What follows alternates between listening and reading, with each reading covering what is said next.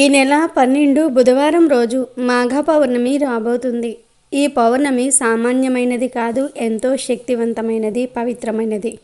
మాఘమాసంలో స్నానానికి ఎంతో ప్రాధాన్యత ఉంది. మాఘ స్నానాలు చేస్తే పాపాలన్నీ కూడా పోతాయని పురాణాలు చెప్తూ ఉన్నాయి. అలా మాఘమాసం అంతా స్నానం చేయలేని వారు ఒక మాఘ పౌర్ణమి రోజు దగ్గరలో ఉన్న నదుల్లో కానీ, చెరువులలో కానీ, బావి వద్ద కానీ ఉదయాన్నే స్నానం చేస్తే చాలు, మాసమంతా మాఘస్నానం చేసిన ఫలితం వచ్చేస్తుంది. అంతేకాదు, ఈరోజు సముద్ర స్నానం చేస్తే దీనికి 1000 రెట్ల ఎక్కువ ఫలితం వస్తుంది. అంత మహాశక్తి ఈ పౌర్ణమికి ఉంది. అందుకే దీనిని మహామాఘి అని అంటారు. కనుక ఈరోజు వీలు ఉంటే సముద్ర స్నానం చేయండి.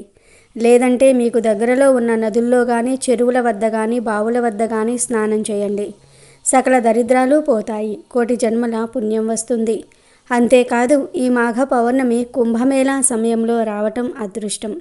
కనుక కుదిరిన వారు ఈరోజు కుంభమేళా స్నానం చేస్తే మరీ మంచిది. వీలైతే కుంభమేళా స్నానం చేయండి. కానీ తిప్పలు పడి ఎక్కడో కుంభమేళకు వెళ్ళవలసిన అవసరం లేదు. మన దగ్గరలో ఉన్న నదుల్లో స్నానం చేసినా సరిపోతుంది. ఈరోజు ప్రత్యేకంగా బియ్యాన్ని దానం చేస్తే మీ జాతకం మారిపోతుంది. దరిద్రాలు పోతాయి, దోషాలు పోతాయి, తిండికి బట్టకు లోటు రాదు.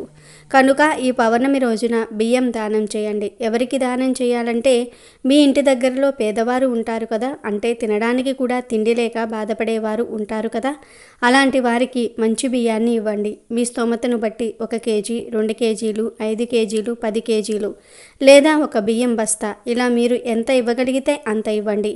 పురుగులు పట్టేసిన బియ్యాన్ని, పనికిరాని బియ్యాన్ని కాకుండా మంచి బియ్యాన్ని ఇవ్వండి. ఇలా ఈరోజు బియ్యాన్ని దానం చేస్తే ఆర్థికపరంగా ఉండే ఇబ్బందులన్నీ కూడా తీరిపోతాయి. జాతక దోషాలు పోతాయి, మీ జాతకం మారిపోతుంది.